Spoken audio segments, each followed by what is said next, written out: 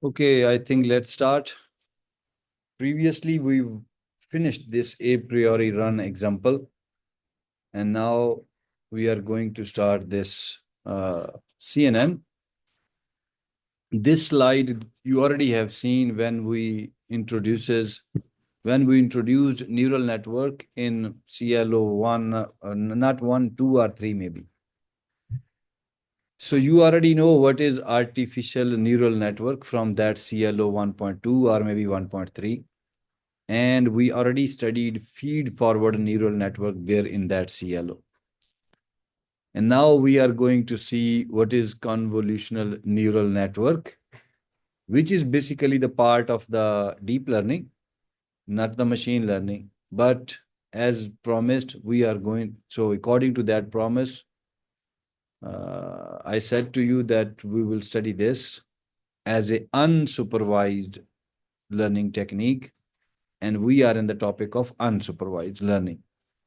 The things here, if I will go back to some CEO here, the clustering and association rule mining, these things are finished with respect to this unsupervised learning. But I promise that I will go with the CNN as a unsupervised, so that due to that statement, I am going into it.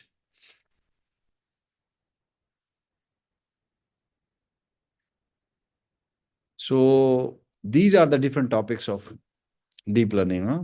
And this is the first topic you can see you are studying for the deep learning, because maybe in the next semester you will study the deep learning, and then it will be helpful for you. So, but before that, what is the difference between the machine learning and the deep learning?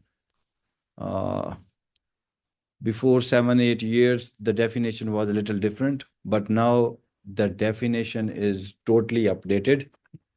And we are going to present here first an example of a machine learning, the neural network in the area of machine learning, and then we are going to present a definition with respect to deep learning, definition of neural network with respect to deep learning, so that we will understand that what is the difference. So initially for neural network, we know that we have normally an input layer and the output layer in a neural network, like you are seeing here, input layer, and this is starting from here, output layer is starting from here, but actually this is the output. And if we don't have any hidden layer in it, for example, this hidden layer, if it is not available, if this hidden layer is not available, and we want to do what, we want to calculate the price of some house, what is happening there? What is happening there? Okay. So, and if we don't have a hidden layer, and if we want to calculate the price of a house using some additional data, and what is that data? Area of the house, number of bedrooms, distance from the city, amenities, or other things available, age of the property, hospital, then schools nearby for the kids to that house. If you have these all things there and you want to calculate the price of the house, then you can remind the chart of the price of the house that you have already seen when I was teaching you supervised learning, or when I was teaching you the topic of regression. Okay. So and then you know that there is a chart and that price of the houses were going continuously there. So if we want to calculate the price of the house with this data, then what we will do?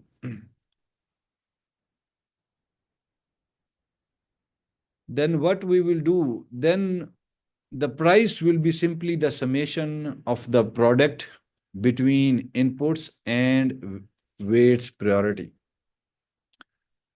If again, if we want to calculate the price of a house, and these are the inputs for that, these all which I mentioned, area, bedrooms, city distance, distance from the city, and other things.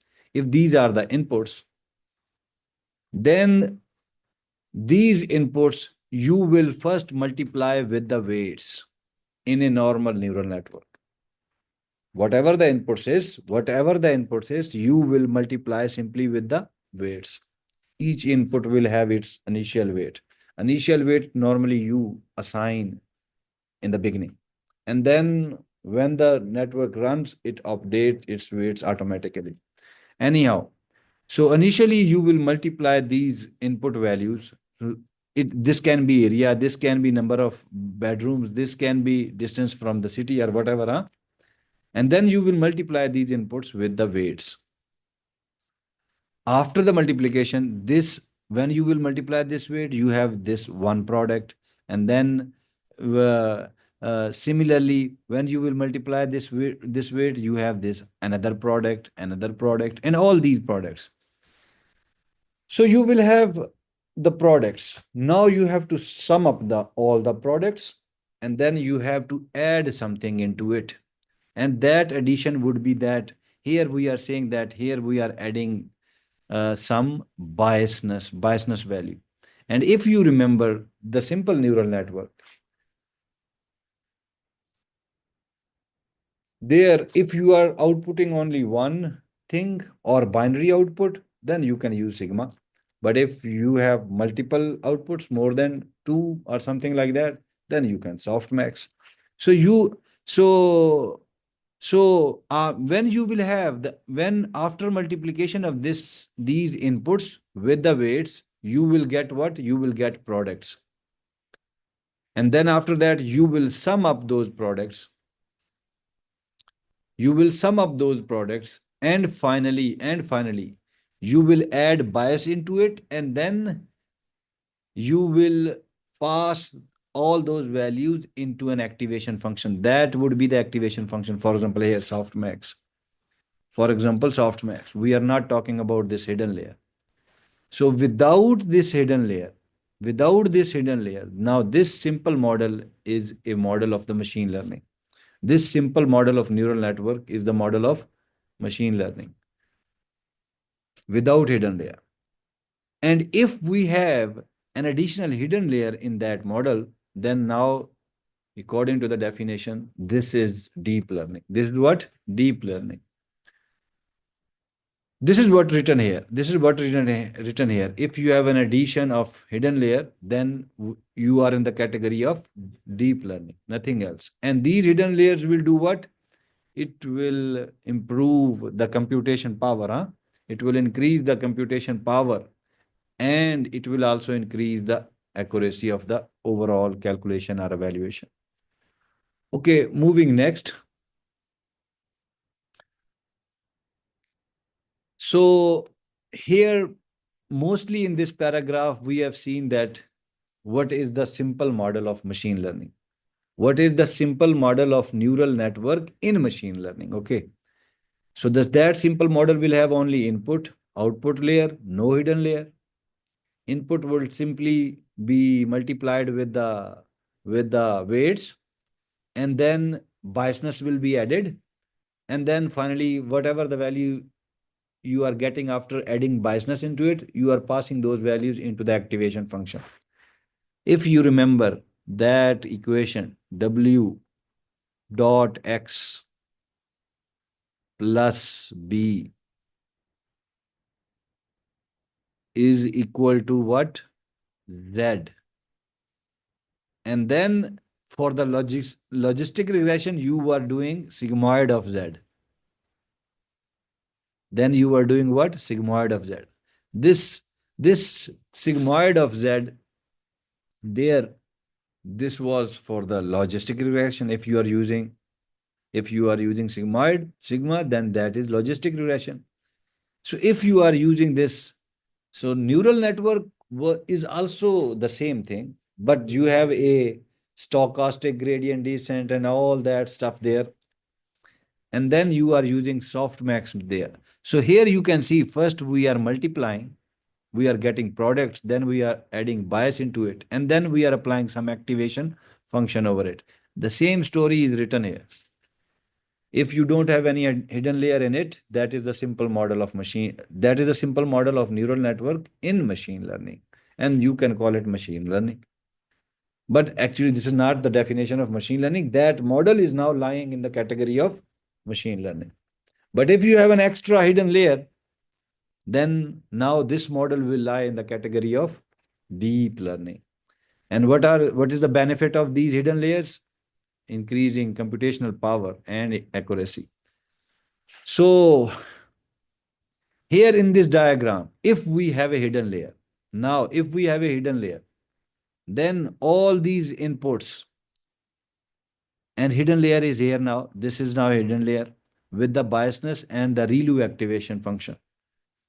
And then this is the output of that hidden layer, which is going to be connected here with the output layer.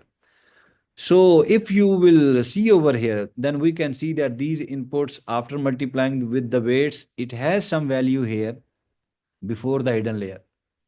But when these values are going into this hidden layer, then these values are what? After this hidden layer, these values are changed here. Now, the values that you have here, we don't have these values here. This is what written here, nothing else.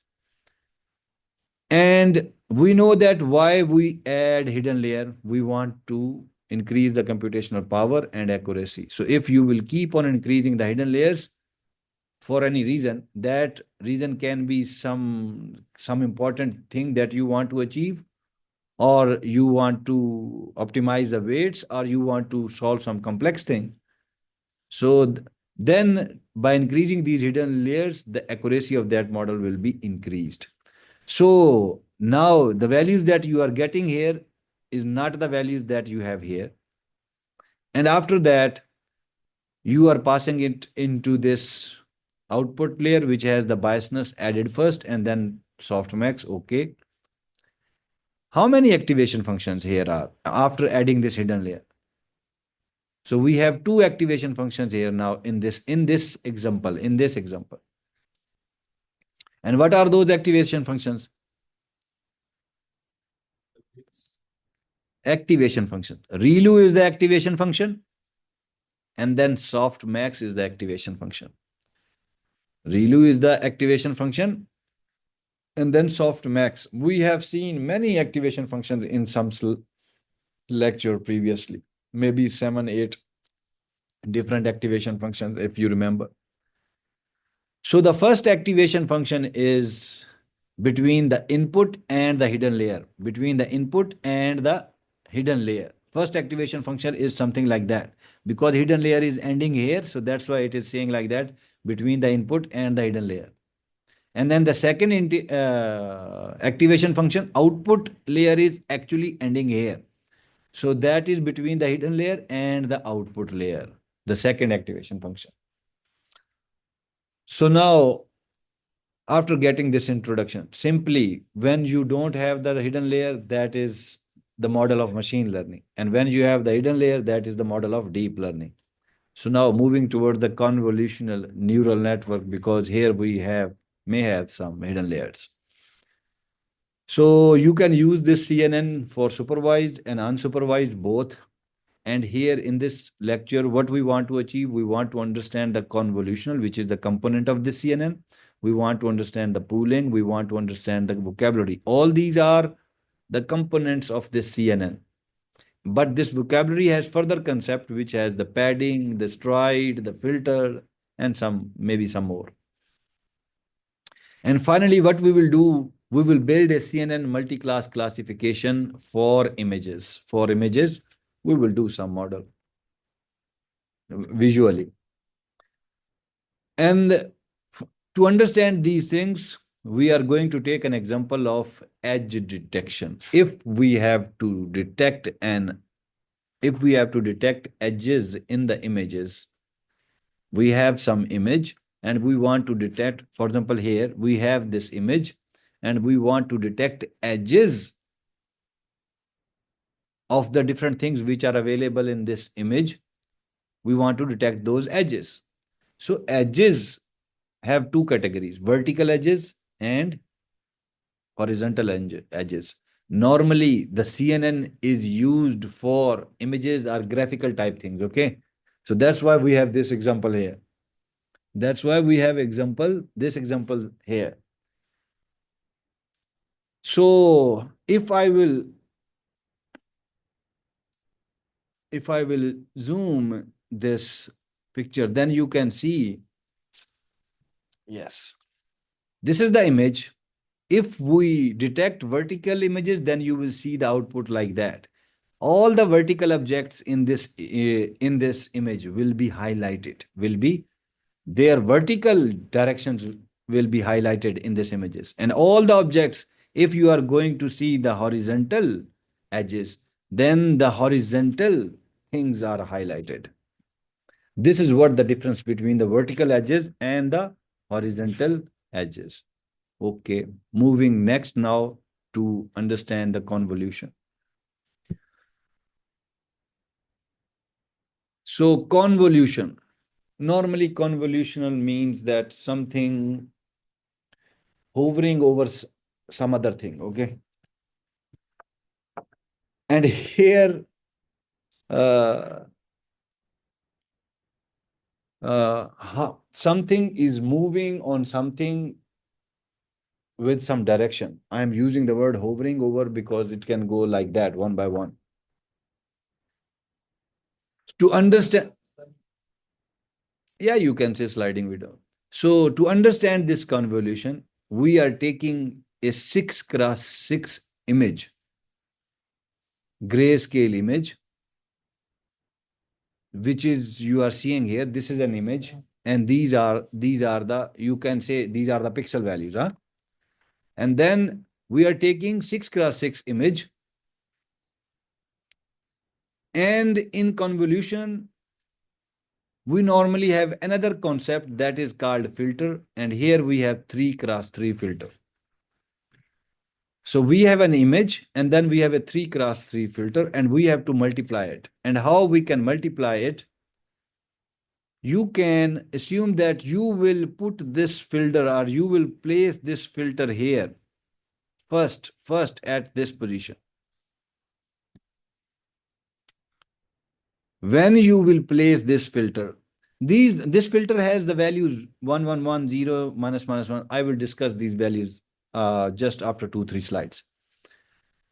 But this is what, this is an image, and you can say these values that you have here, numeric values, is the pixels or the feature vector. You will copy this filter over here. When you will copy, then you will have first value 3 with 1, which is mentioned here. Second value 0 with this second value 0, which is mentioned here.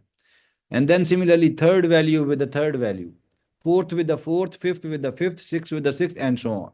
So you will have some situation like that. And these values you have to multiply. You have to multiply this 3 with the 1, you will get 3. You will multiply this 0 with the 0, you will get 0. You will multiply this 1 with the minus 1, you will get minus 1. In this way, you will go on for all the values.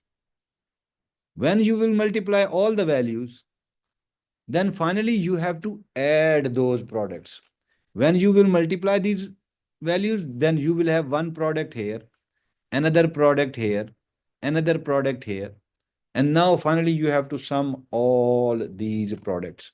When you will sum all these products, then you will get this answer, minus 5. Here that's multiplication and summation is mentioned. So 3 multiplied by 1, which you are seeing here, plus 0 multiplied by 0, which is mentioned here, plus 1 multiplied by minus 1, which is mentioned here, then plus, then this 1 minus 1 multiplied by 1, and in this way you can go on. And when you will multiply and sum them up, you will get minus 5, which is mentioned here. So now, after copying this filter here, and after multiplication and summation, you are getting this value for the first cell.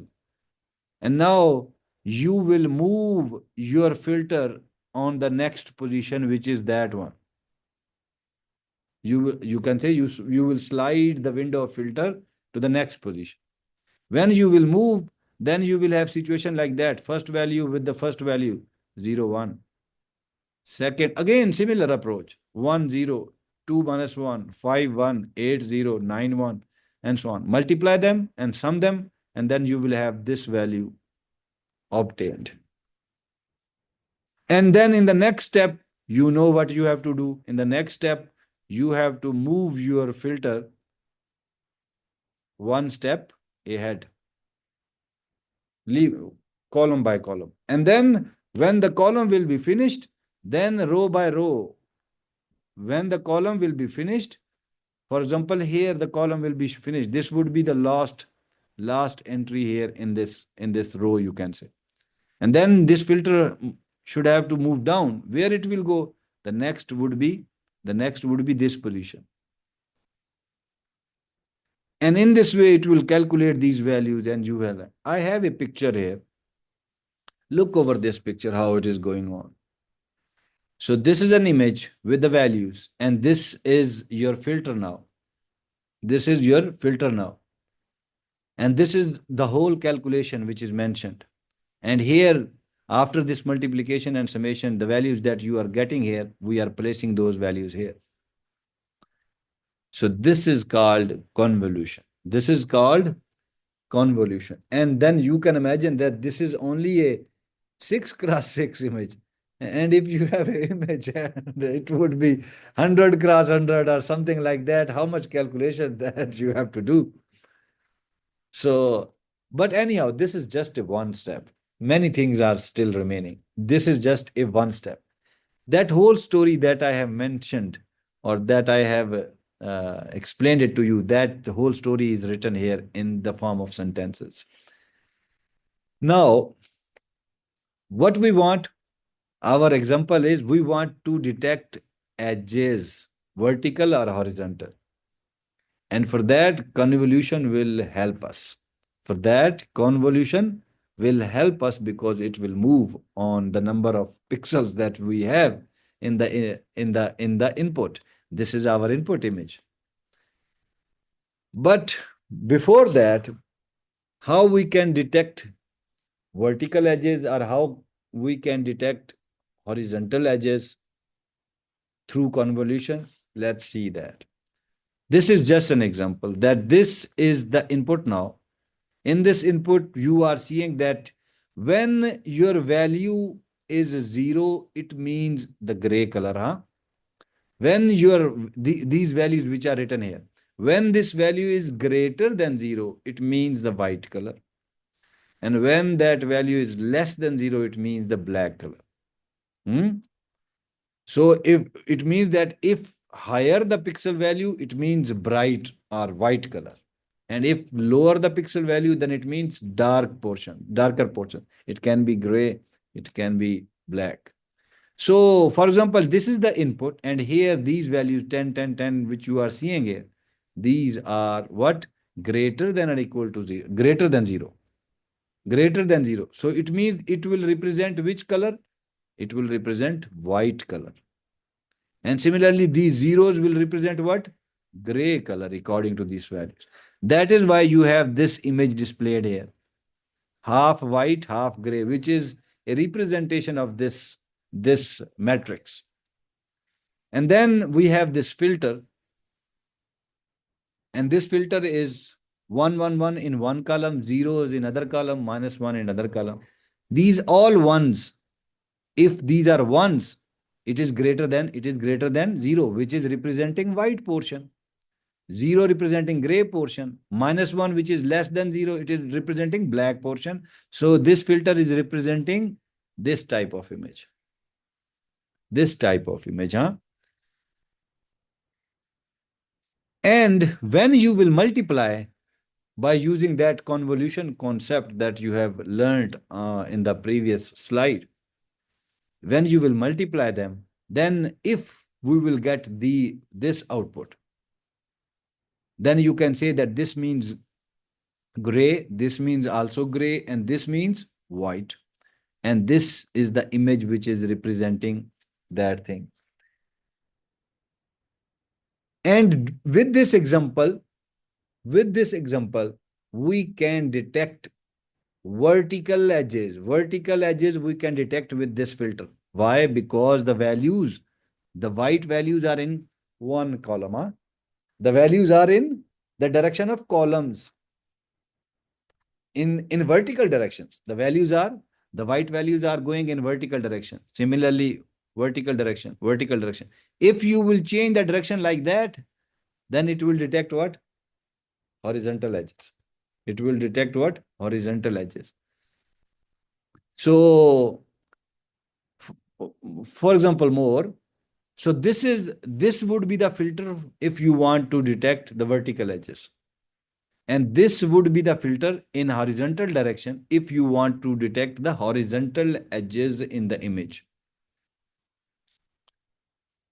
People are also using other filters, for example, this Sobel filter and this Shar filter by these persons, and they have their own values. And these values, okay, 1, 0, -1, 2, 0, -2, or something like that. So you can say in the middle, they have some higher values also here. And on the other side, they have the not too higher values. It doesn't mean that we only have these four filters. You can create your own filter, okay? You can create your own filter by your own values. You can create your own filter by your own values also. But if you want to detect vertical edges, then you have to give the values in vertical direction.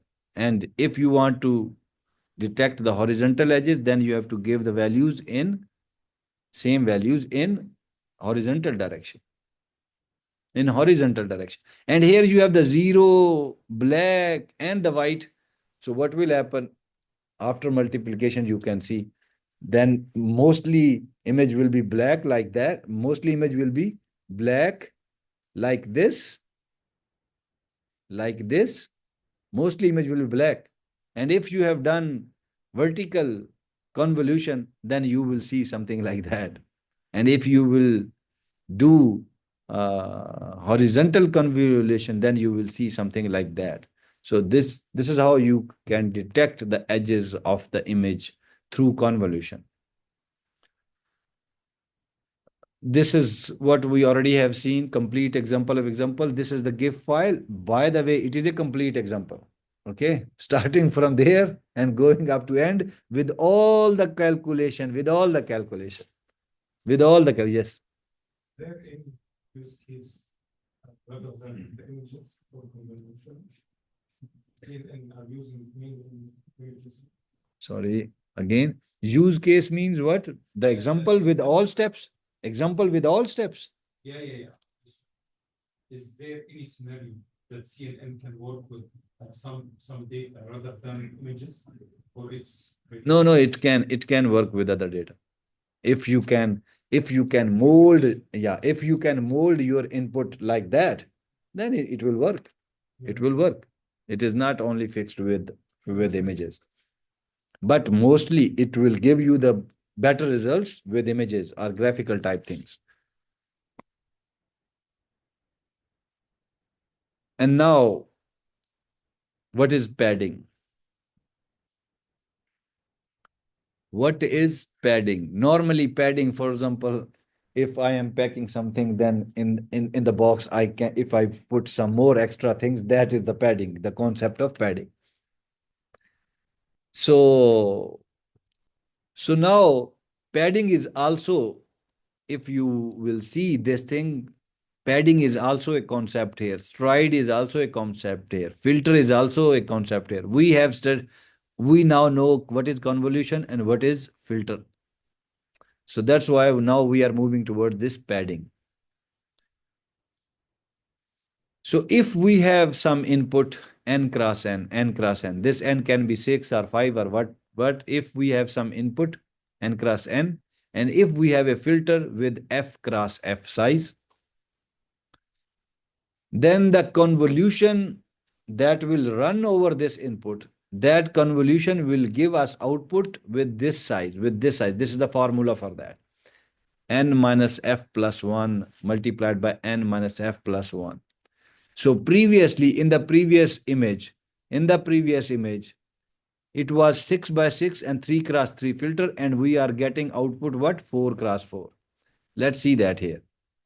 So if it is 6 cross 6, n is 6, filter is 3, f is 3. So 6 minus 3 you have 3 plus 1, 4, 4 cross 4. So output is what?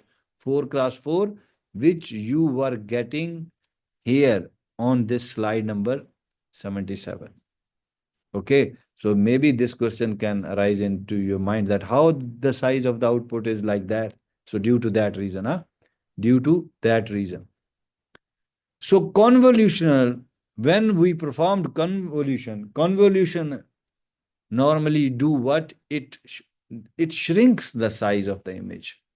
Initially it was 6 by 6 and now we are getting 4 by 4. So that is what? Shrinking, reducing the size of the image. And moreover, when we were doing this convolution here, then these corner pixels that you have here, if you will perform convolution, these corner pixels you will visit only once, not more than that. And the other you will visit more than one time. But these corner pixels you will visit only once. So maybe this is a thing through which you can lose some information of the image. So that reason is mentioned here. So corner pixel that you are using only once, it can lead to information loss. So these are the two disadvantages of convolution. And how we can remove these issues, or how we can overcome these two advantages. We can overcome this issue through padding.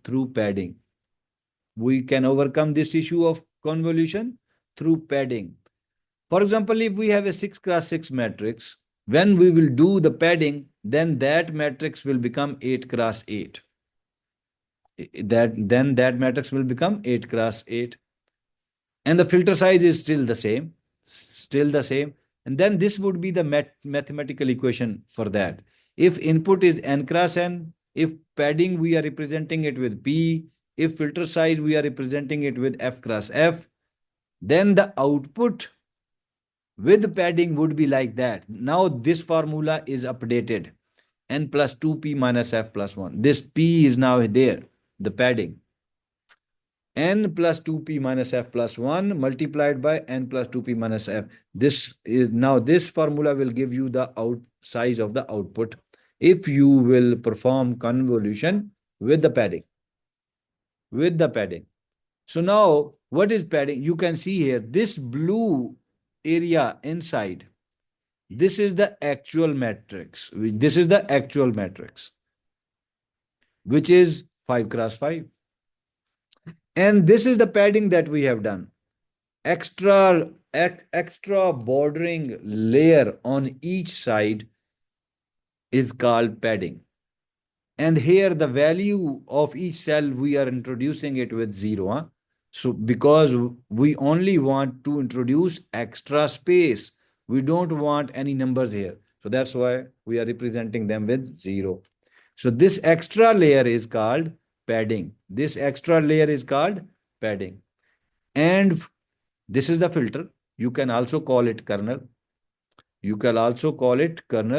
And we are performing the convolution.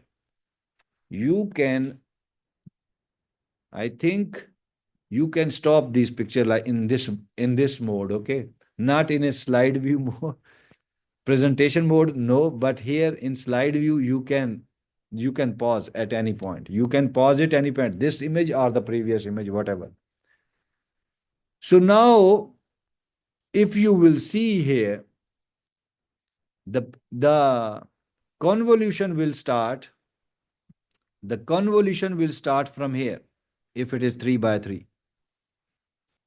And now this corner, which you have here, now we are not going to visit it only once. We are going to visit it more than once. And also, the size of the output is also the same as you have the size of this image, which is 5 cross 5. So the size will also not be reduced if you will use the padding. And padding has two categories.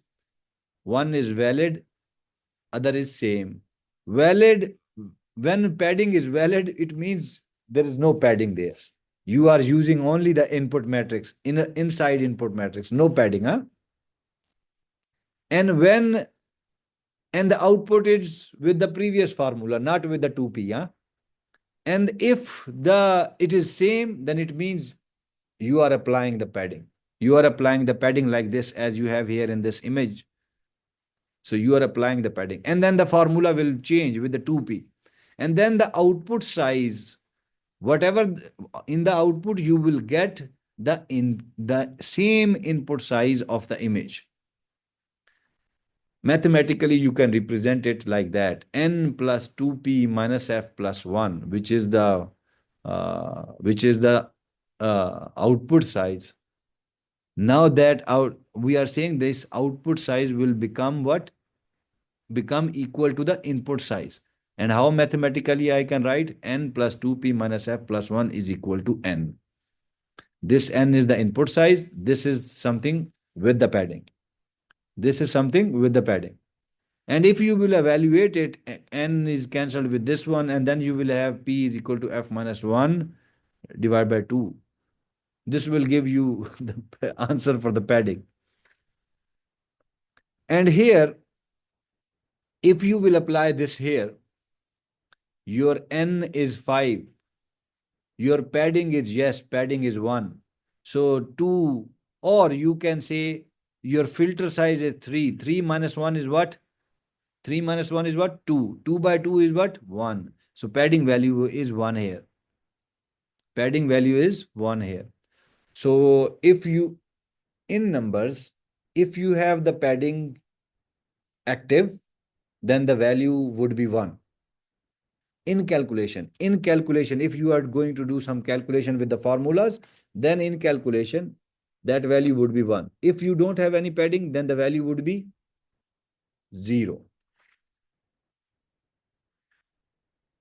So with this padding, we are not going to lose any information which we were losing in the phase of convolution.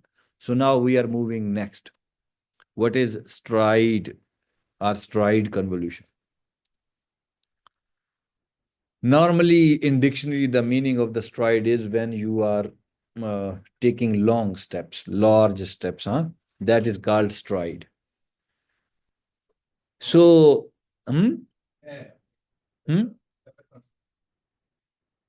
sorry. I got the concept. Okay. So that is not difficult, but when these things will come in combination, then the things will become complicated. Understanding of these things separately is not an issue. But when this will become the combination in the CNN, then it is a little bit complicated.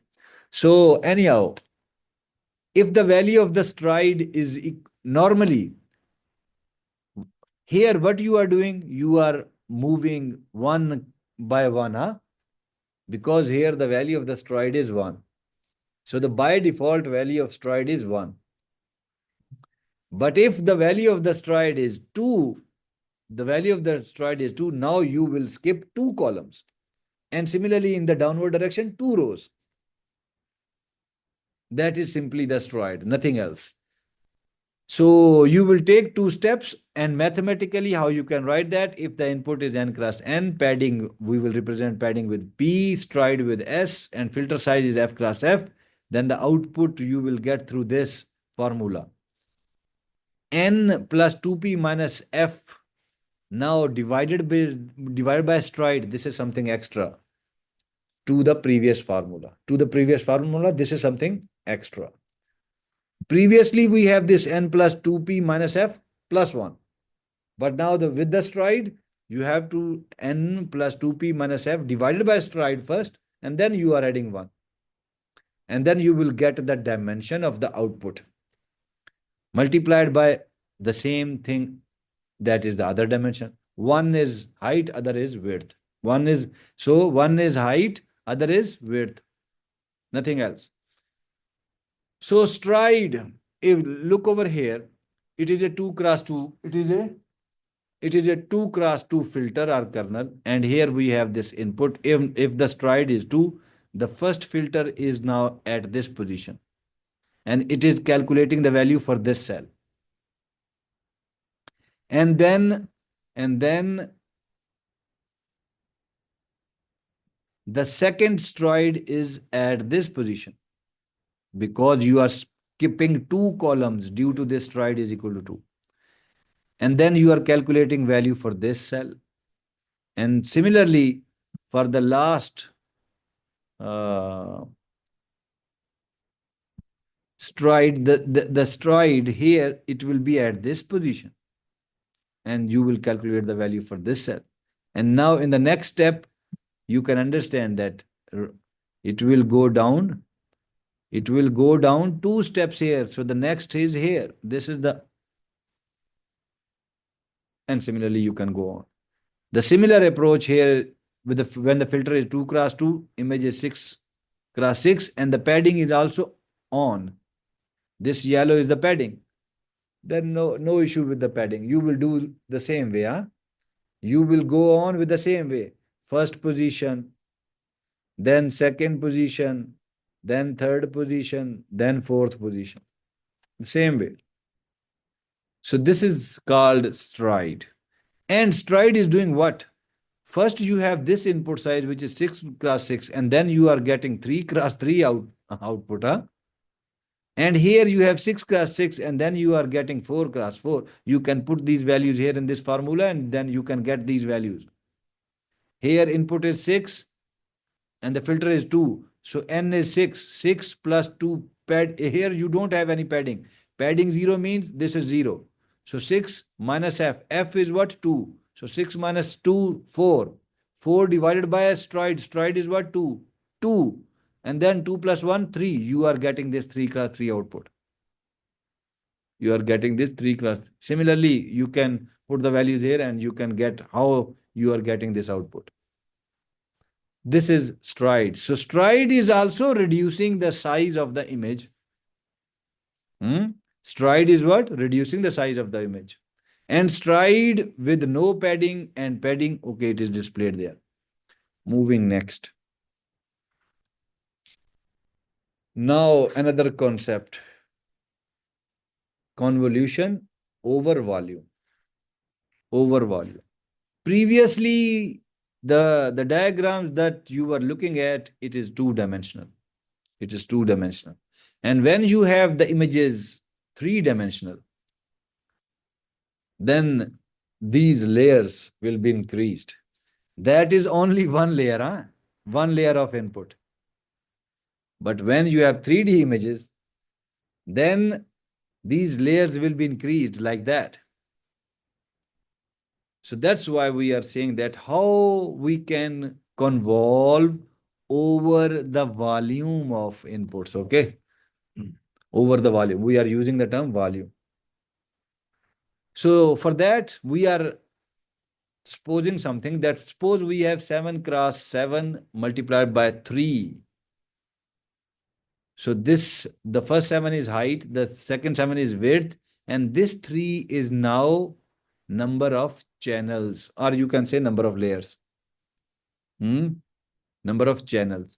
And the filter is what? The same, 3 cross 3 and the 3. This value and this value must be same, okay? This is the condition. This is the condition. The last value in the filter dimension and the last value in the input dimension must be the same.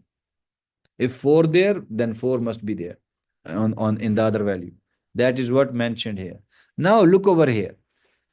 So here we have some, how many, what is the dimension? 7.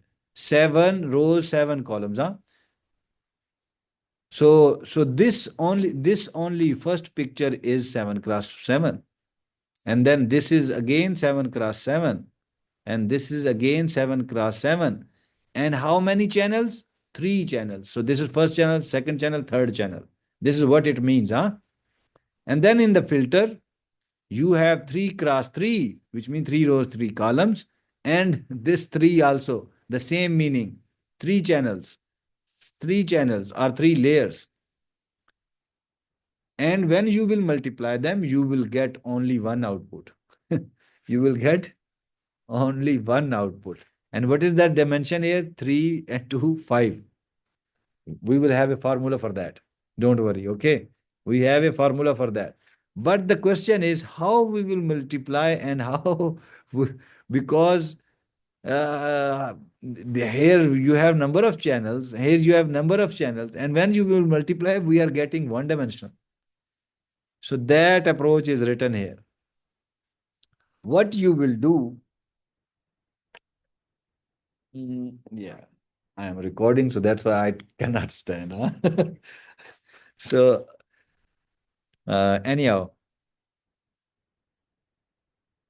so what you will do, you will multiply this value with that, with similar approach. Huh? You can imagine that this your filter is here first. You can imagine. You can imagine that your red filter is here first. And then first cell with the first, second cell with the second, third with third, fourth with fourth, fifth with fifth, sixth with sixth, and so on, and the ninth with ninth. So this is the multiplication you have done. So here you will have 9 products, huh? And then you will do what? Okay, I can change the color here. And then you will do what? You will take, now you will take the filter here on this green portion, and you will take this green filter also. You will place over it and you will multiply in a similar way. And then you have another 9 products, huh? Products. I'm saying after multiplication, you have the products. And then you will place this blue on this blue, and then you have another 9 products. 9, 9, 9, 27 products. So now you have 27 products, huh? You will sum them up. You will do what? You will sum them, for example, you have 9 products from here, 9 from this green area, and 9 from this blue area after multiplying here. So 9 plus 9 plus 9, you have 27 products. So you have 27 products. Now sum them up. When you will sum them up, you will get one value. Huh? You will get one value, you will place that one value here. You will place that one value, you will place that one value where? Here in this first cell. Okay. And now, after this is what you have calculated the first value. And now you moved this filter in a similar fashion. Now you move the filter to the next. You will move the filter. Now you will move the filter to the next. All filters. Red with red, green with green, blue with blue. And then you will again have 27 values, products. You will sum them up. And then you will get the value for the second cell. And in this way, you will go on. In this way, you will go on like that.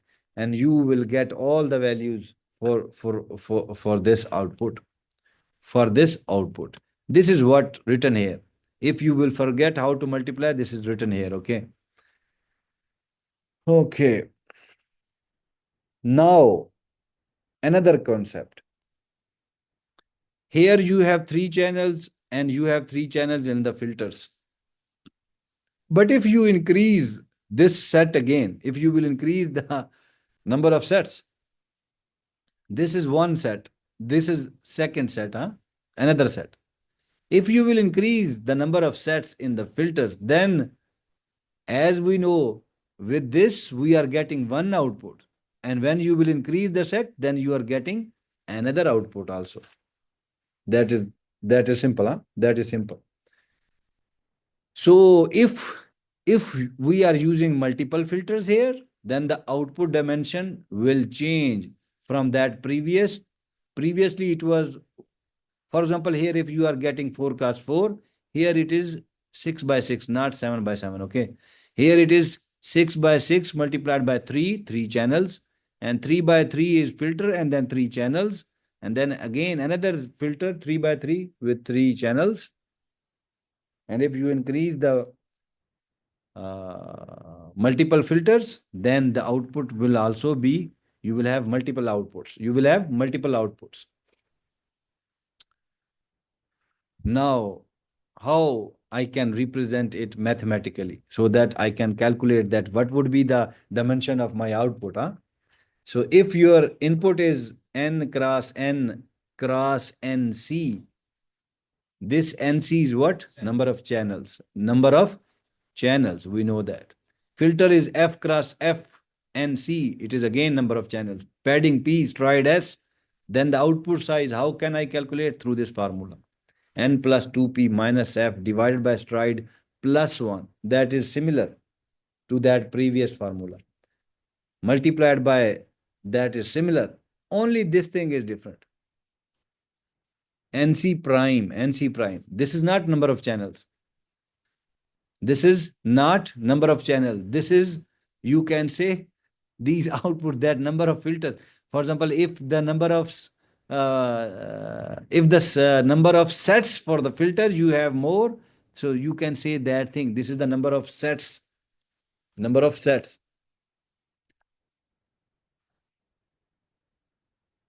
So you can put this value here.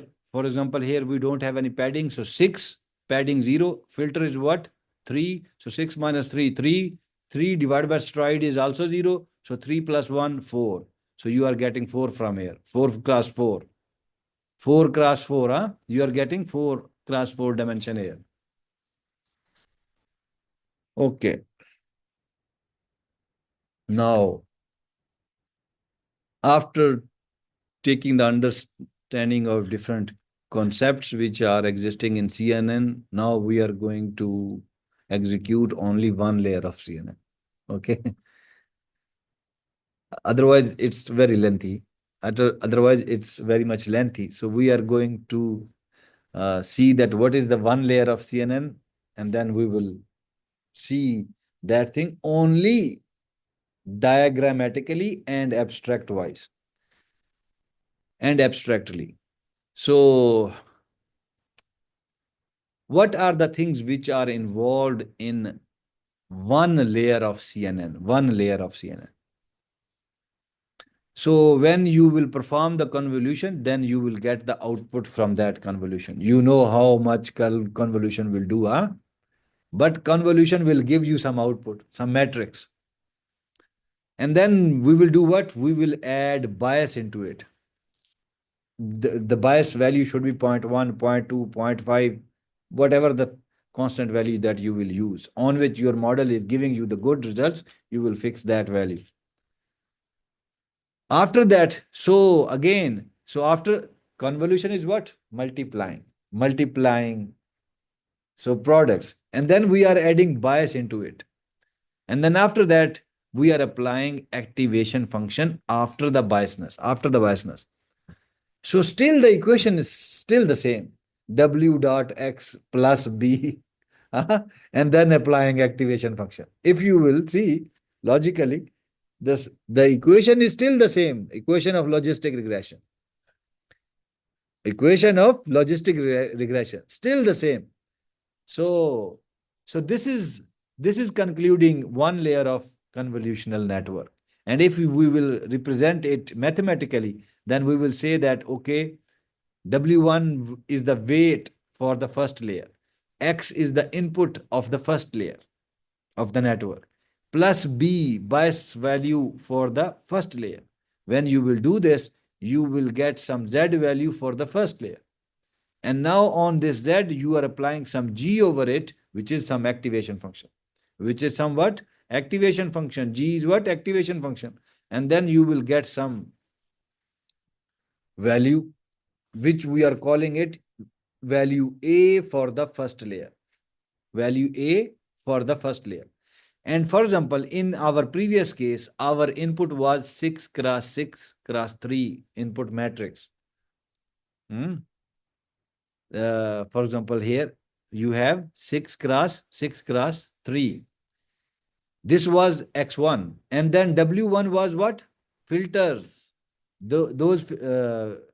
Sorry. So you can take only one example. This one filter, huh? 6 cross 3 cross 3 cross 3. So this was your filter. This filter is now your weight. And then here A1 is what? activations from whatever the values you are getting after layer 1. A1 is the activation from layer 1. Or you can say when you multiply this x, now it is, the picture is a little bit clear, huh? This weight is filter. This x is input matrix. You are multiplying.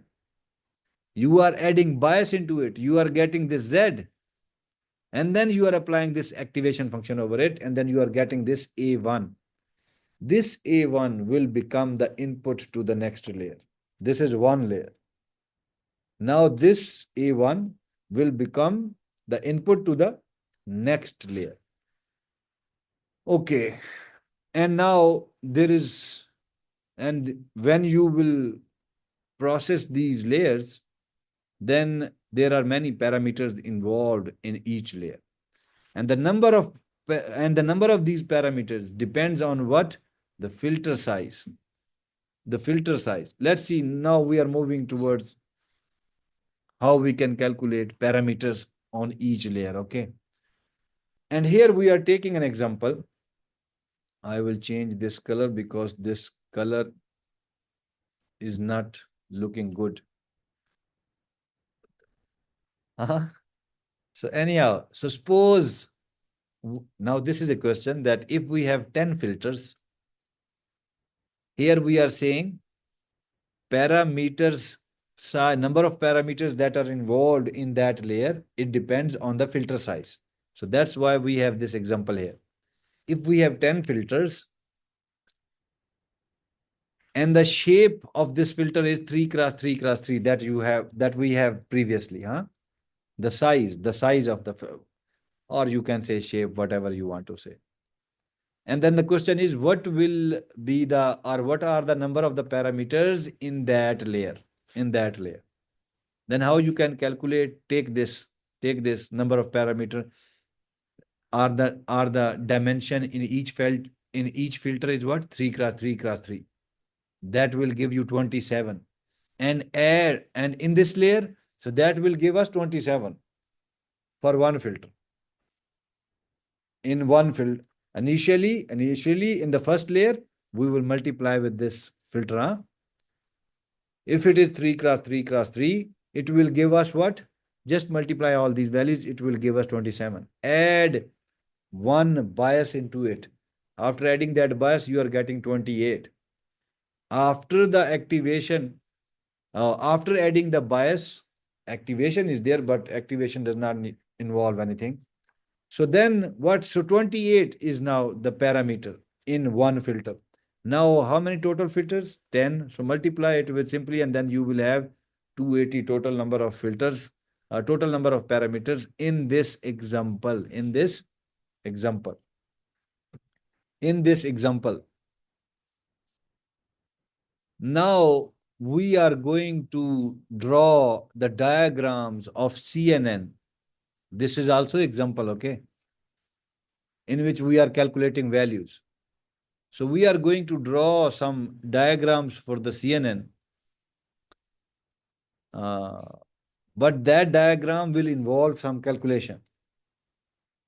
And how you will calculate these values, and what are the notations that you will use, or notions that you will use there, those are written here. If you will see F1, that F is for the filter size, and for the first layer. If you will see P means padding, and this one means the first layer. Similarly, S is the stride, and for the first layer. Similarly, NC1, this is the number of filters in the first layer. Now, look over this diagram. And this is the simple CNN example. Simple CNN. I can give you this, the starting only, huh? I can give you the starting only, maybe I will give you the input matrix with 39 cross 39. With 3 is what? The number of channels. It is not depicting channels, but this 3 means the layers, huh? That we have there. that we have there, these layers that we have there. So you know that this is height, this is width, and this is number of channels. And this is the 0th layer. This is the 0th layer. So that's why it is written here NH0, height at 0 or width at 0 is 39. Similarly, number of channel at 0th layer is 3. By looking at this information, we are writing this information, nothing else. And then at 0th layer, filter size is a through filter size, you can calculate the parameters. So that filter will be given. That stride will be given. That padding will be given. And the number of filters that will be given. Because these are those things which are called hyperparameters. These are what in machine learning models, if you will hear or if you will listen this term ever, what are the hyperparameters of this model? Then you can understand that these would be those parameters which you can tweak. These are those parameters with which you can play. Okay. So the values of these parameters you can change when you are developing your model, when you are coding your model. You can configure these values, you can set these values. So that's why here these values are given to us, that F is what? 3. S stride is what? 1. F is what? 3, means 3 filters. S is stride is 1. Padding is 0. So this is another class, maybe security or something like that. And we occupied their room, huh? They will go somewhere. We already spent more more than half of the semester in that cold storage, huh? Yeah. Now they have to live there, huh? So, and the 10 filters,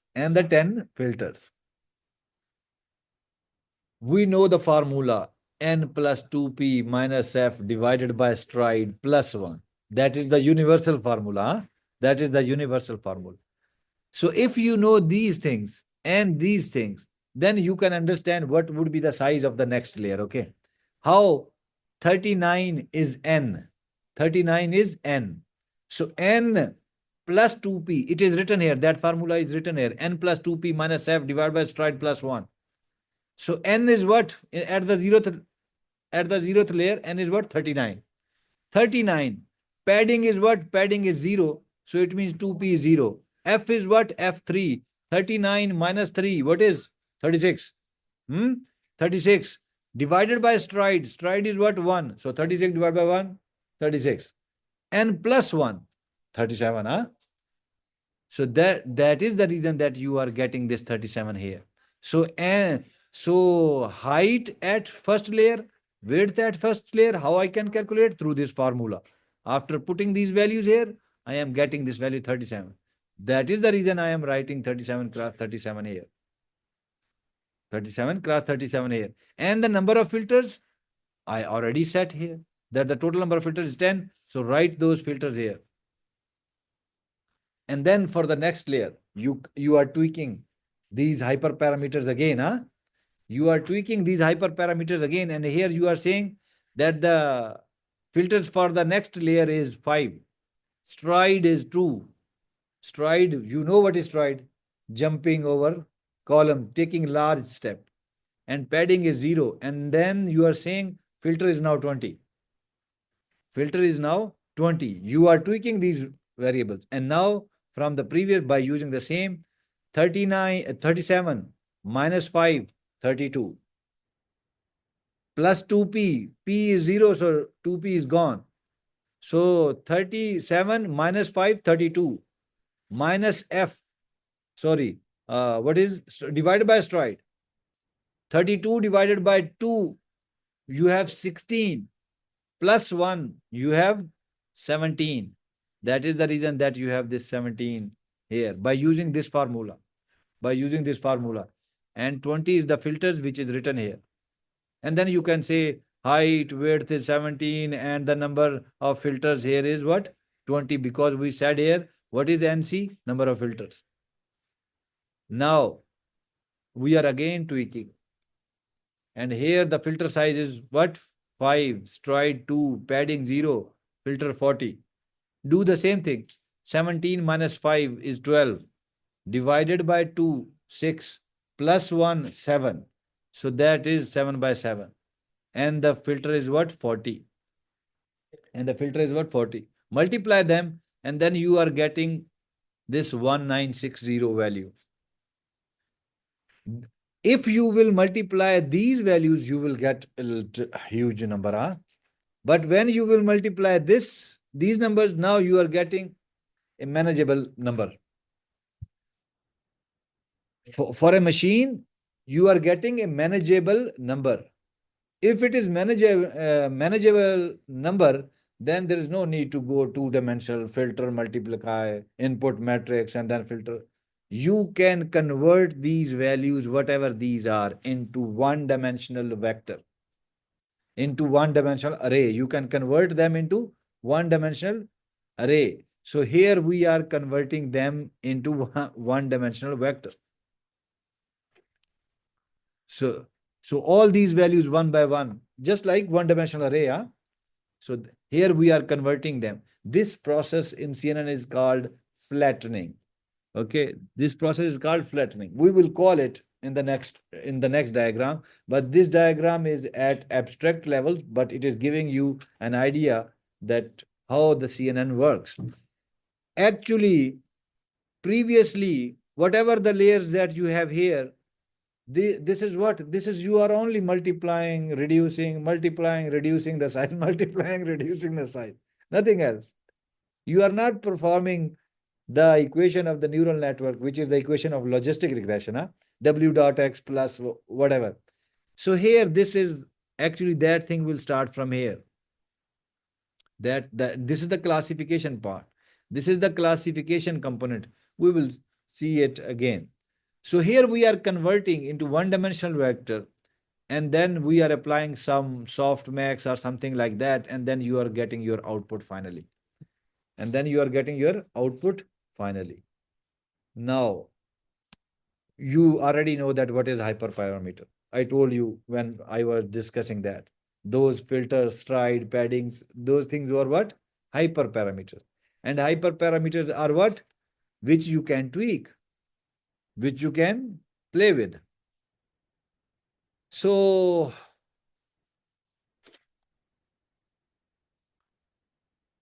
if we will go deeper into this network, CNN network, then the size of the image will shrink or will reduce after each layer.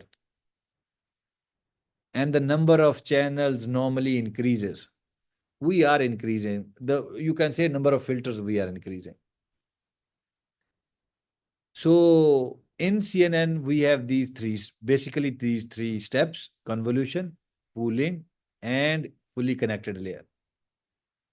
We have understood convolution only, but we don't know what is pooling. We don't know what is fully connected layer.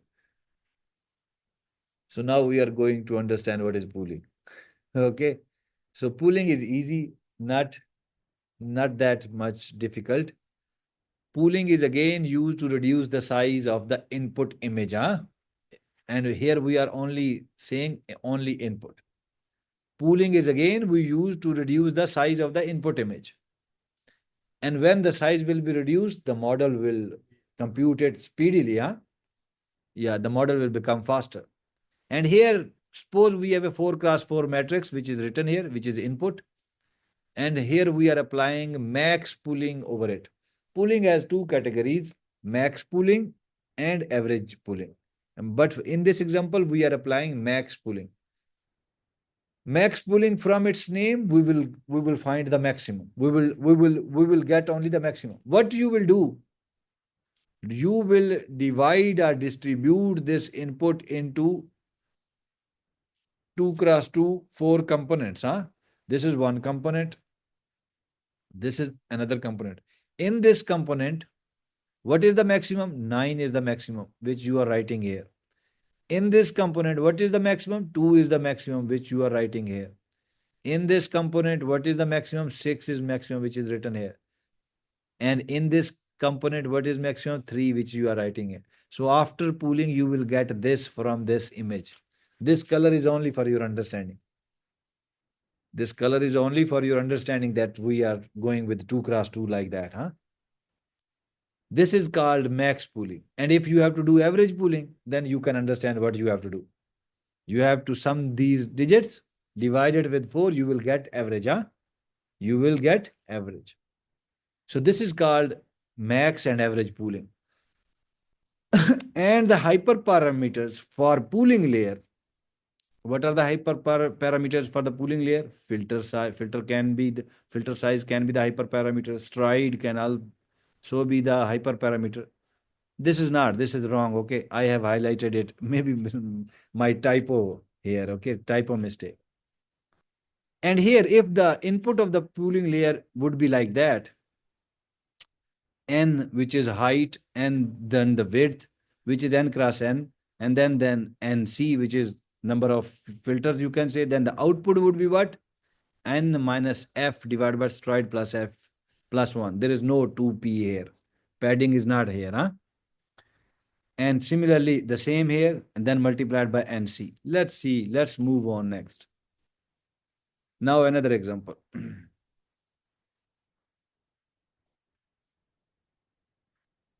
So now we are going to see the CNN with convolution and pooling layer concept, nothing else.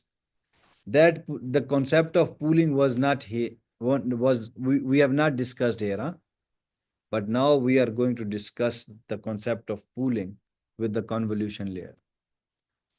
So again, this is the input 32 cross 32 cross 3, which means this height, width, and 3, number of channels 3, yeah?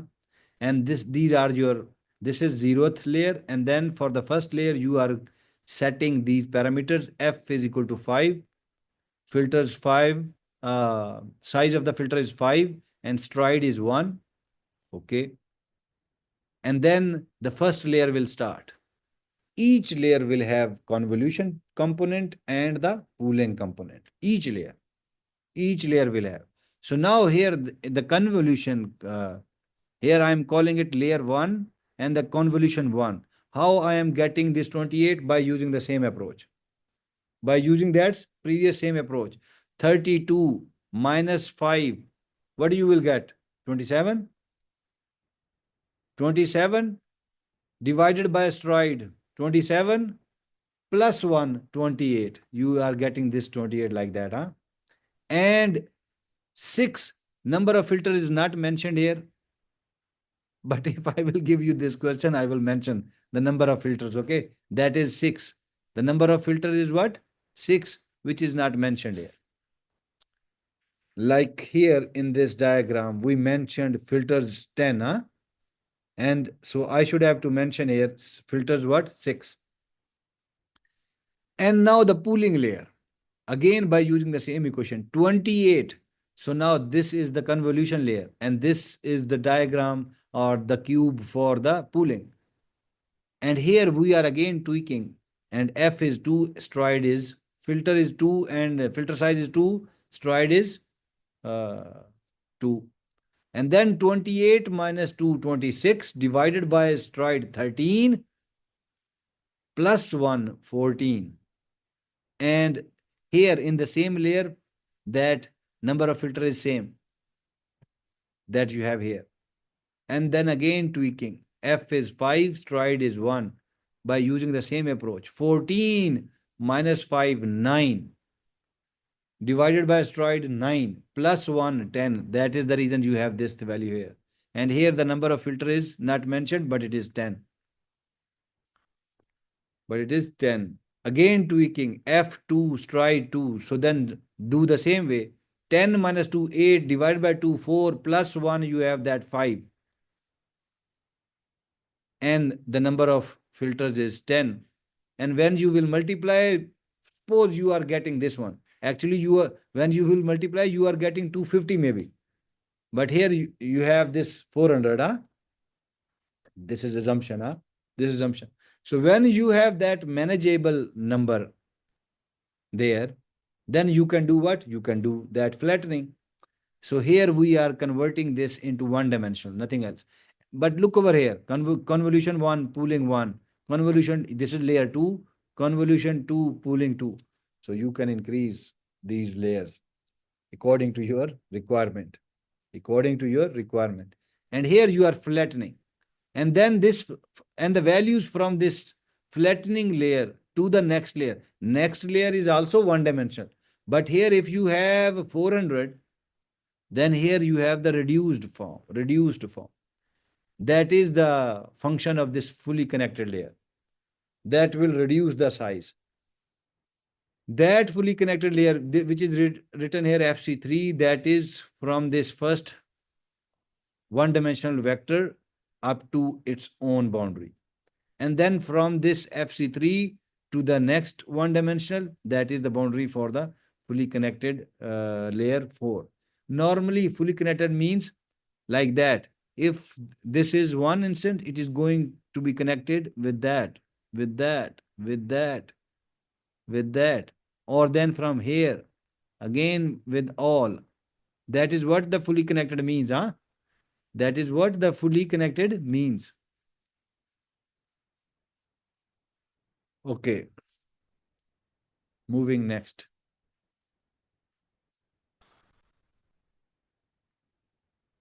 Why convolutions? Because we have two major advantages of using convolution layer over FC layer. FC means fully connected layer. And what are those advantages of convolutions? Because we are sharing the parameters and the sparsity of connections. Now we will understand these two things from this diagram. For fully connected layer, now we are going to understand that what would be the number of parameters if we will assume that this is fully connected layer, and if we will assume that this is a convolution layer. In fully connected layer, if you will assume, then you have to multiply all these dimensions. What you have here, multiply all these dimensions. And then you will get almost 14 million. Here, 14 million. Huge digit, huh? So that would be the number of parameters in fully connected layer. And so that's why it is written here that it's make no sense, right? We don't want to do this calculation in here. We want to reduce this. But if you will use convolution layer with 6 filters, that was the case here, then what will happen? You will go with this filter size 5. 5 cross 5 plus 1, according to that formula. Padding is 0, huh? So stride is 1. So that's why 5 cross 5 plus 1. And then the total number of filters, which is 6, you will get 156 number of parameters, nothing else for this. So there is a huge difference between this and that. So that is the reason we always go with the convolution and not with the fully connected layer. Otherwise, fully connected layer is the shape of the neural network, okay? is actually the shape of neural network, nothing else. So convolution layers can reduce the number of parameters and also can speed up our model. When it is reducing, automatically speeding up. I have already given the reason why it is speeding up.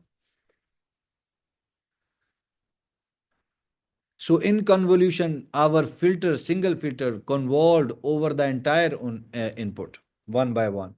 You know, it is moving one by one on the input matrix, the filter.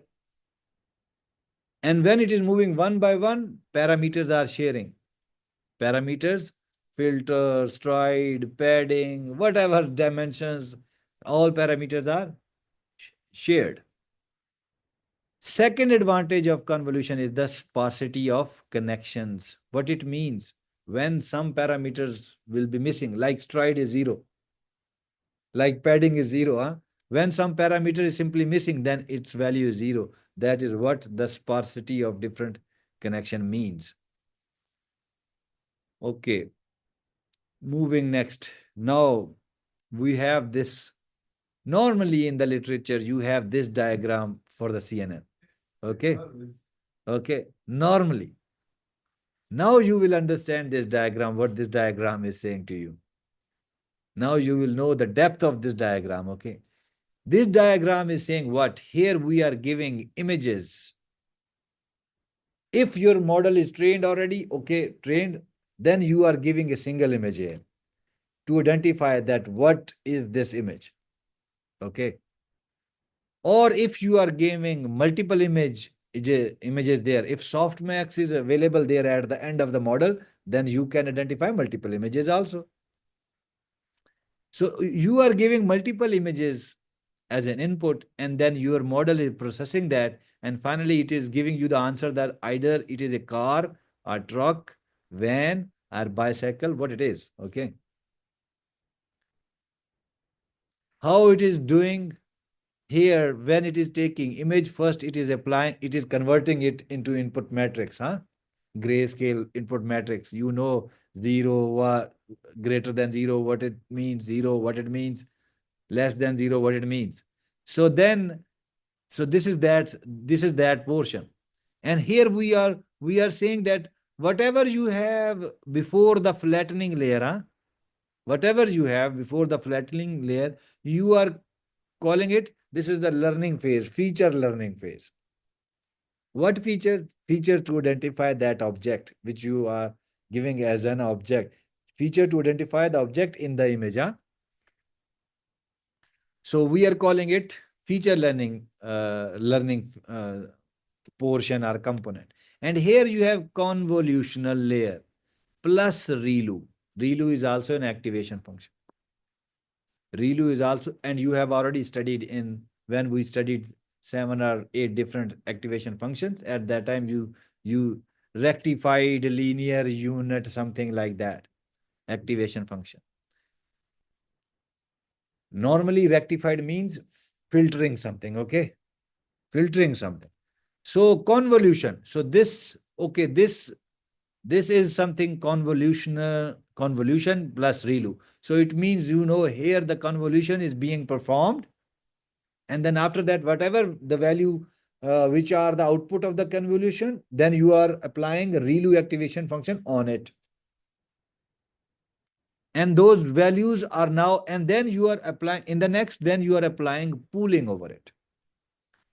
Then you are, whatever the values which are the output of this convolution plus ReLU, now those values are going as an input to this pooling layer, and then you are applying pooling, and it is a max pooling or average pooling. This pooling will further reduce the size. It will do what? It will further reduce the size. But this convolution, ReLU, and pooling, this is what? One layer, according to our in-depth structure. So that's why in the next we are starting from that previous, whatever the previous value it has, almost whatever the size you have here at pooling, you have the same size.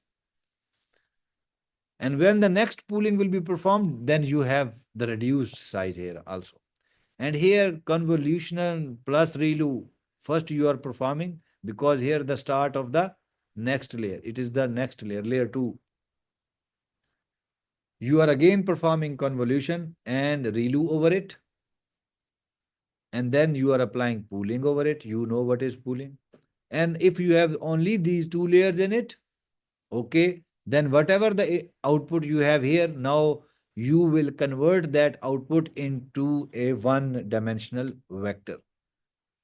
When you are converting, you are calling this step flattening step. And you have this one done. And then after that, your fully connected layers will start. That's why you have these something like that. It is giving you an idea. It is giving you an idea that fully connected layer. So this is fully connected layer now. And whatever the output of this fully connected layer is, that will go into this softmax activation function. And softmax activation function will give you probabilities of those things. Softmax function will give you what? Probabilities of those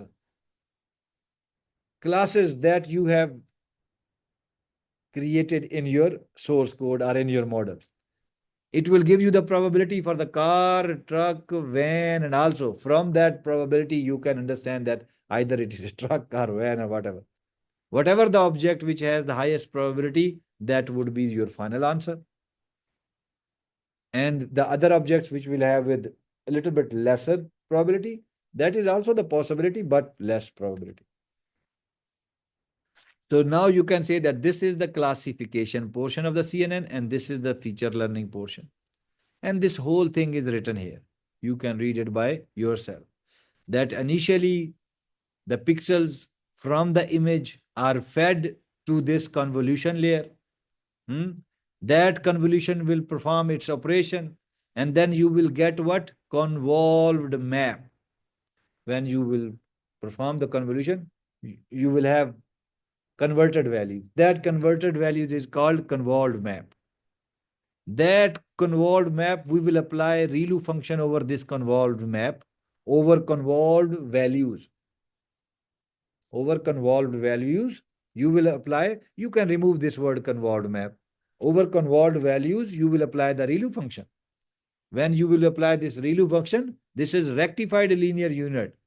So you will get rectified feature values after that.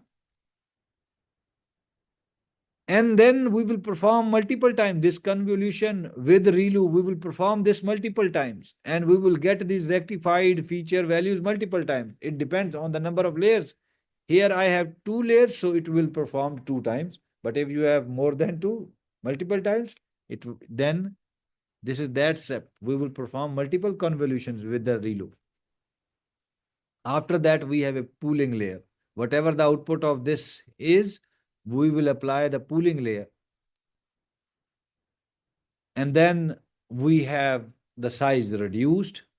That reduced pooled feature map is then flattened here, which we are passing to fully connected layer here, which we are passing to the softmax for the final result or for the final answer. This is the source code example. For this, you need TensorFlow installed on your machines. And if you are using Python 3.13, then TensorFlow will not be installed. For this, you must have 3.12, 3.10, 3. So lower than 3.12. If you want to install TensorFlow separately. But if you are feeling difficulty and the Windows operating system, then you can install Conda. TensorFlow is automatically the part of that. Mini Conda or Conda. And then this program will run. Okay, then this program will run. And here it will first giving you the parameters of your network. And then it is taking the data set online, and then it is providing you the names or the labels for those images. For example, here it is a frog, it is a truck, it is again truck, deer, and it is an automobile. Here the model fail. Okay, so this is the error, and here again automobile, but it is saying automobile. So maybe this model has not the word car. Anyhow, so again bird, horse. So some names are not good names. Some labels are not good, meaningful labels, not meaningful labels. But anyhow, this is the model which is available on Kaggle also. If you don't want to install TensorFlow or anything, you can run this source code directly on Google Colab, just copying and pasting, or you can run it on the Kaggle also because GPU is also available there. And then here it will, the epochs 1/10. It will take time, okay? If you will run this on your machines, maybe it will take 5 minutes, 6 minutes, or something like that. So this is the epochs, and you know, and finally it is after this epochs, which is the learning phase, and then it is giving you that the accuracy of this model is 70%. That's why you have the labels like that. And the loss is 0.89%. Anyhow, this is you can do by yourself. So this is announcement, but it is already done on the blackboard. You have to perform a project at the end of this course. For this, what you can do, I can stop this recording so that